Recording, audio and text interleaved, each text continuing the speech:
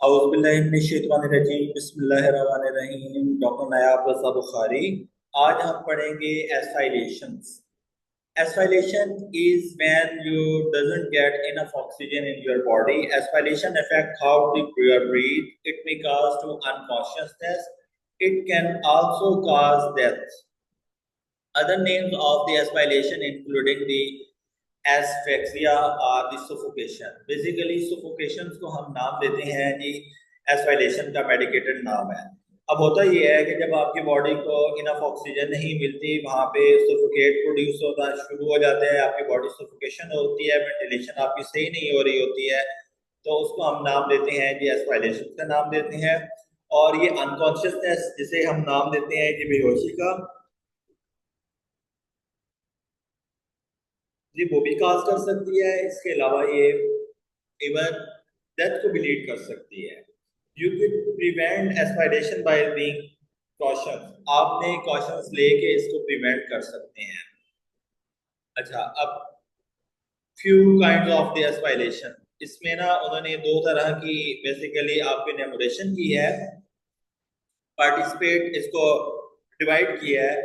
इसमें आ जाते हैं there are the many different kind of aspiration including mechanical aspiration, asphyxia और ट्रोमैटिक आ जाता है।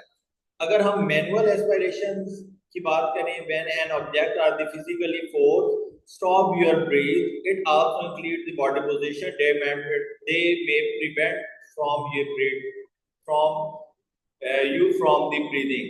मैकेनिकल में आपके कोई मैकेनिकल एस्पायरेशन हो सकती है, कोई ऑब्जेक्ट आ सकता है, कोई फिजिकल फोर्स हो सकती है जो कि आपकी ब्रीदिंग को स्टॉप कर दे। इसके अंदर पोजीशन हो सकती है जो कि आपकी बॉडी को वाइलेशन में, ब्रीदिंग में रुकावट प्रोड्यूस कर सकती है। अगर वो पोजीशन आप बेहतर करें तो आपकी एस्पायरेशन, आपकी सफोकेशन बेहतर हो जाए। Second thing is the traumatic aspiration. Traumatic aspiration is the type of mechanical aspiration. A strong external forces trauma, you need thoracic cavity, a chamber in your the body surrounded by the rib cage, muscle tissue and skin cause the traumatic aspiration. It forces blood your heart back through the vein, your neck and the brain. अच्छा, अब जो second type की है वो उसको हम नाम देते हैं ट्रोमैटिक एस्पायरेशन का नाम देते हैं। जो ट्रोमैटिक होती है उसके अंदर कोई एक्सटर्नली स्ट्रॉन्ग किस्म की फोर्स आई है जिसने ट्रॉमा काज किया हो और वो आपकी थोरेसिक कैविटी के ऊपर जो है उसने वहां पे कोई वुंड बनाया हो जिसकी वजह से मसल्स, टिश्यू, स्किन केज और रिब केज आपका जो है वो डैमेज हो गया हो, जो कि ट्रोमैटिक एस्पायरेशन काज कर सकती है। And it forces blood from your heart back, और अब वो आपके हार्ट को, ब्लड फ्लो को बैकवर्ड करती है जिसकी वजह से नेक और ब्रेन में प्रॉब्लम होना स्टार्ट हो जाती है। वेन कंप्रेशन के चांसेस होते हैं जिसकी वजह से आपकी बॉडी को जो है वो सही तरीके से नहीं मिलती, ऑक्सीजन सप्लाई सही तरीके से मिलती नहीं है, जिसकी वजह से आपकी बॉडी एस्पायरेशन में जा सकती है। अच्छा, इसके बाद जो है हमारे पास आ जाता है, ये पेज नंबर था हमारे पास जो हमने पढ़ा है 11, अब हमने 12 में जाना है। सो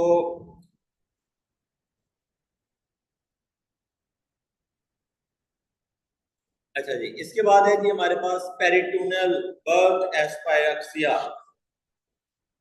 Birth expiration is the when the baby doesn't get enough oxygen right before, during the, right after the birth.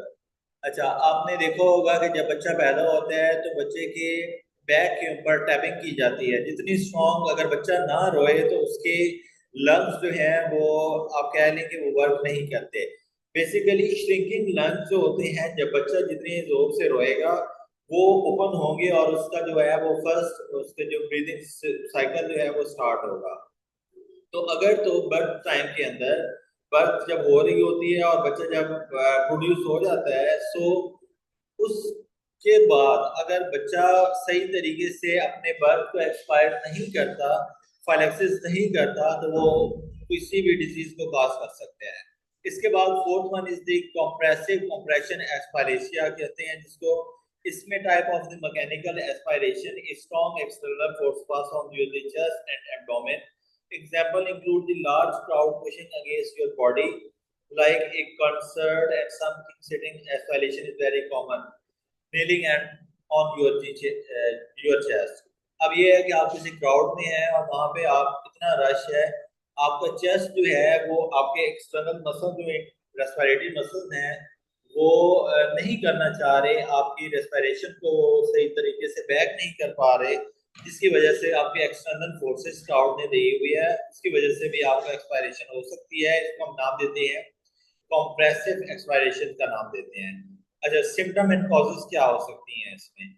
Symptom of the expiration including the shortness of breath, जिसको हम डिस्निया कहते हैं, क्विक डिप ऑफ ब्रेथ, जिसको हम hyperventilation कहते हैं, loss of consciousness, coughing, relapse of the horse voice, inability to speak, force of the lip discoloration, lip का colour change हो जाता है जिसमें रेड, पर्पल, ब्लू या ग्रे होना स्टार्ट हो जाता है, और basically sign of the dyspnea, lack of the oxygen skimming की वजह से ये होता है। Difficulty in ability to this fellow, memory loss होना, इनवॉलंटरी यूरिनेशन जिसको हम पिंग कहते हैं, और defecation, popping, dizziness and headache होना स्टार्ट हो जाती है। There are the many causes of aspiration include, इसके अंदर बहुत से causes हैं जो कि इसके अंदर include हैं। अब इनमें आ जाता है एनाफाइलैक्सिस आ जाता है। Anaphylaxis is a severe allergic reaction usually from the food allergies. Other served anaphylaxis symptom may include the vomiting, swelling, hand, feet, lips वगैरह, फेस जो है ना वो स्वेल हो जाता है, इसको हम एनाफाइलैक्सिस का नाम देते हैं। एक डिजीज होती है जिसको हम नाम देते हैं आर्टिकेरिया का, उसके अंदर भी एनाफाइलैक्सिस होने के चांसेस होते हैं। वहां पे आपके जो है वो आई स्वेल हो सकती हैं, साइनस ट्रैक स्वेल हो सकता है, इसके अलावा जो है फेस स्वेल हो सकता है, एडिमा काज कर सकता है। इट्स अ इमरजेंसी कंडीशन, तो आपने फौरन अगर इस तरह के कोई भी एनाफाइलैक्सिस हो तो आपको इमरजेंसी वार्ड में पहुंचना पड़ेगा।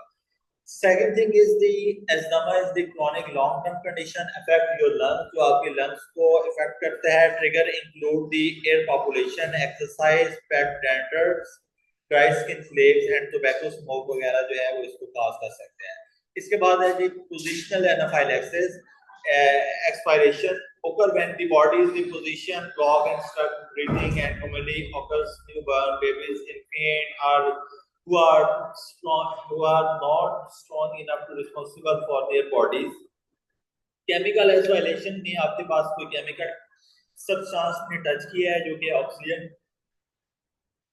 प्रोड्यूस नहीं कर रहा, जिसकी वजह से ये प्रॉब्लम प्रोड्यूस होना स्टार्ट हो जाती है, वो आपकी बॉडी के अंदर चला गया है, जैसे कि carbon monoxide, cyanide, hydrogen sulphide and the chemical जो है वो आपके पास कोई केमिकल चला गया है, कोई हाउस होल्ड में काम कर रहे हैं, कोई पेंट हो रहा है वो चला गया है, जिसकी वजह से वो पोजीशन वो इस तरह की एबनॉर्मलिटी काज कर रहा है।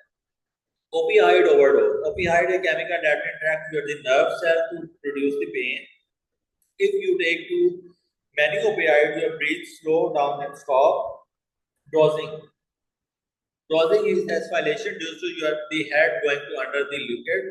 Submersion are usually water, और इसके अंदर usually आपको सबमर्ज हो जाता है, जिसको हम वाटर का नाम भी देते हैं कि वाटर भी इसके अंदर जाता है।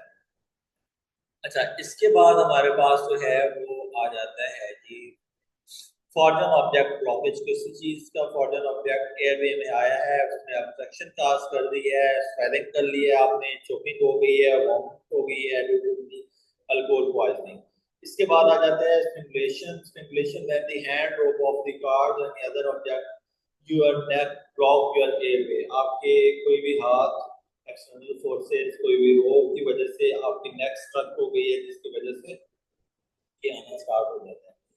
Diagnosis में medically emergency required immediately treatment. You are with the child or adult who has sudden caught the breath and don't have to choking and you want to respond.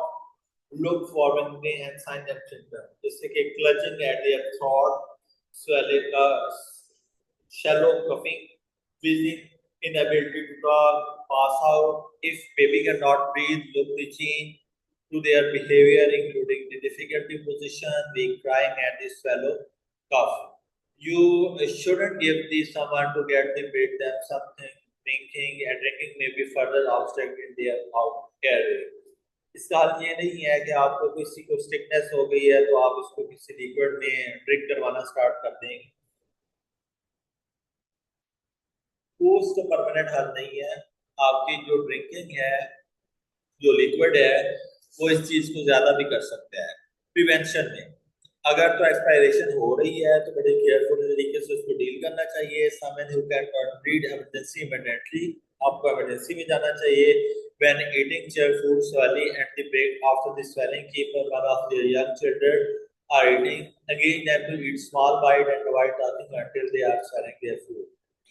खाना खाने के दौरान अपने बच्चों को इस बात की तलकीन करनी चाहिए कि वो ड्यूरिंग जो मैस्टिकेट कर रहे हैं वो बातें ना करें, और सिर्फ मैस्टिकेशन जब हो जाए, स्वेलिंग हो जाए, फूड की स्वेलड हो जाए, उसके बाद आप बातें स्टार्ट करें। It's good to idea to swim with at least one person. If you can swim, wear life jackets, keep an inhaler with your time. It costs to have the asthma attack.